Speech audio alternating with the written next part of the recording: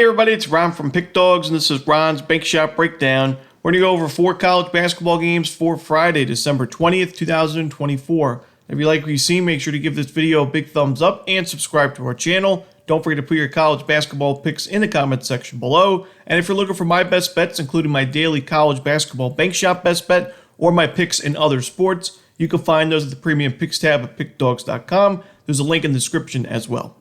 Alrighty, here we go. Here are the games for Friday. Also, not a great card in my opinion, but here are the games for Friday in college hoops. First up, we have Rider in Pennsylvania. This one's going to be 6 p.m. Eastern on ESPN+.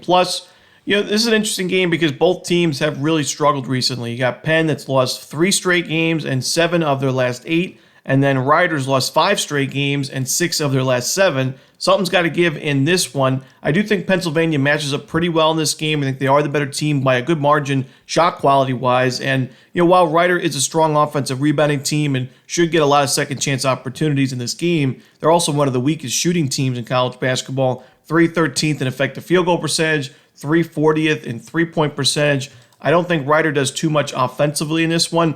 Penn, while they struggled, themselves from the field, they do a good job of getting to the free throw line. They take care of the basketball, and they're also really disciplined defensively. They don't take too many fouls. I think Penn wins this game at the charity stripe. I think they win this game and cover the number. Give me Penn in this one. I'm going to lay the points with the Quakers.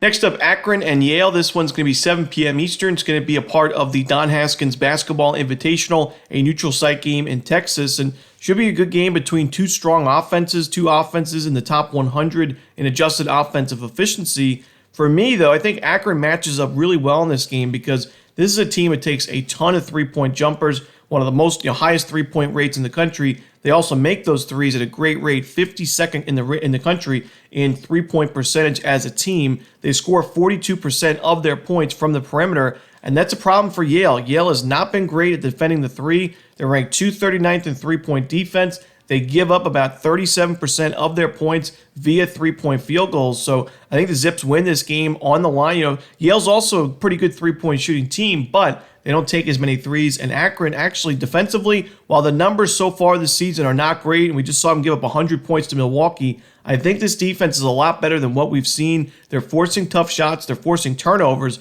I think we see a bounce-back performance from Akron after that ugly loss. I like the Zips in this one to win this game outright. Next up, it's Jackson State and UTEP. This one's going to be 9 p.m. Eastern, also part of the Don Haskins Basketball Invitational. But this game is a true home game for UTEP playing at their court. And, the Miners, I think, match up well in this one. I'm not fading Jackson State because they're winless. I think oftentimes you can find really good prices with bad teams in terms of their record, winless teams, and, teams that are struggling to start the season because usually you're getting a lot of points with those teams, and odds makers and the betting market alike are overreacting to their bad start to the season. I think Jackson State's actually a solid team, and I think in conference play they're really going to show up because they're really battle tested. They're third toughest non-conference strength of schedule in the country. For me, I just don't think they match up well in this matchup because UTEP forces a ton of turnovers. They're second best in the country, forcing a turnover about 27% of their opponent's possessions. That just doesn't bode well for Jackson State at all. This is a fast-paced team defensively. They look to slow it down a little bit offensively, but they lose the ball about 22% of their possessions, ranked 345th in turnover percentage offensively. I think UTEP has a lot of fast break opportunities in this game, also adds in a lot of fast break threes. This is a good three-point shooting team for UTEP, so maybe not the best rebounding team. They do lose the ball themselves a good amount, but I think UTEP speeds this game up and runs Jackson State out of the building. Give me the Miners in this one. I'm going to lay the points. Next up, we have Southern and Loyola Marymount. This is the final game for Friday's card, 10 p.m. Eastern on ESPN+. I think Loyola Marymount is a really underrated team right now. I think they're better than their current record. They have some nice wins on the season already. Recently they had the win over Nevada. But we know that in the West Coast Conference, there's a top tier, and it's usually just Gonzaga by itself.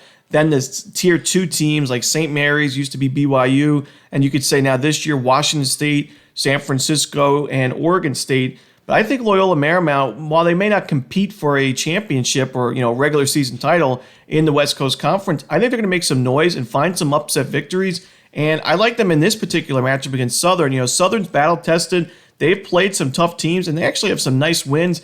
definitely going to be one of the favorites in the SWAC this year. I mean, to play a SWAC non-conference schedule and be 5-5. Yes, I know they have 3 subdivision wins on their season, but they have to win over Tulsa and Louisiana Tech. Really impressive stuff there from the Jaguars.